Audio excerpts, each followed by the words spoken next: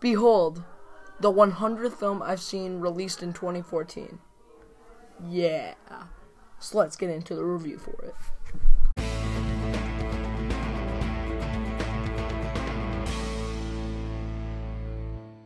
The Hobbit, The Battle of the Five Armies stars Martin Freeman, Ian McKlellan, Richard Armitage, Cate Blanchett, and the basic story is that when they finally get their, I guess you can call it a village back from when Smaug was like overruling it. I haven't seen the first two, by the way, so if I get any of this wrong, I'm sorry. This is what I got from this film, so this is just an independent review. So they just claim back from Smaug, and then Thorin, he's like, you know, because this other army has this gold, and his army was supposed to have gold, so he like has a huge grudge over this. So they kind of start like mini war, but little do they know that approaching them to you know, kind of take over the village area that they live in are the orcs. Gandalf knows that, but he can't get to them quick enough, so that's our movie. Now, I was not really looking forward to The Hobbit, The Battle of the Five Armies, nor was I dreading it, because normally I don't see these movies. There's like, oh, there's movies I don't really care to have any interest in. But a friend was seeing it for his birthday, so he invited me, and I was like, okay, catch me up then. So he just explained the two to me in like a second. But even without that synopsis, I still think I would have understood the film without seeing the first two. Now, let's get into it. First of all, the acting. The acting is probably the best thing about this movie. Martin Freeman does an absolutely great job, and he is probably the best thing in this movie, alongside Ian McKlellan. But Martin Freeman, he's not even in the movie that much, in my opinion. I thought he was like, I don't know, I thought he could have been like more utilized in the film.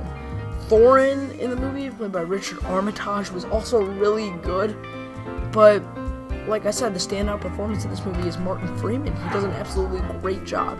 Cate Blanchett is unrecognizable. She did a good job in this as well.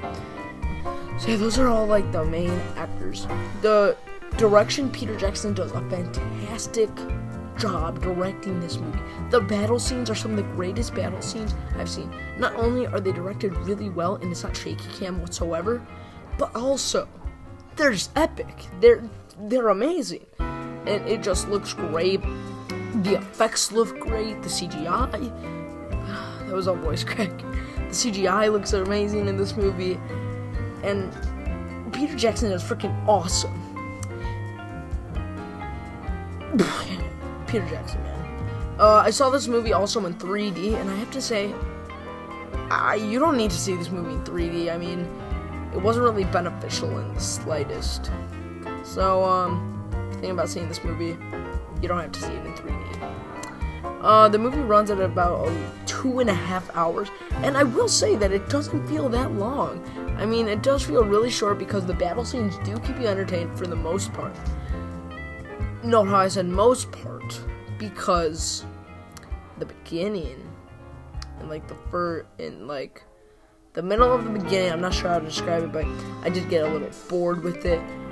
But you know, all of that was taken away by the rest of the film, and I definitely think this movie is a really good film. I would check it out again. I had a lot of fun with The Hobbit, so I'm trying to think of more information, as I always do in these reviews, because these are unscripted. So overall, I think that's pretty much all I have to say about The Hobbit, The Battle of the Five Armies. So overall, I'm gonna give The Hobbit, The Battle of the Five Armies, a B+. I think it's a pretty good movie, pretty enjoyable. If you haven't seen the first two, still check this one out. It's pretty fun. So, yeah, that was my review for The Hobbit, The Battle of the Five Armies. I hope you guys enjoyed it. And I am seeing Foxcatcher finally tomorrow. Yes. Okay, I will see you later.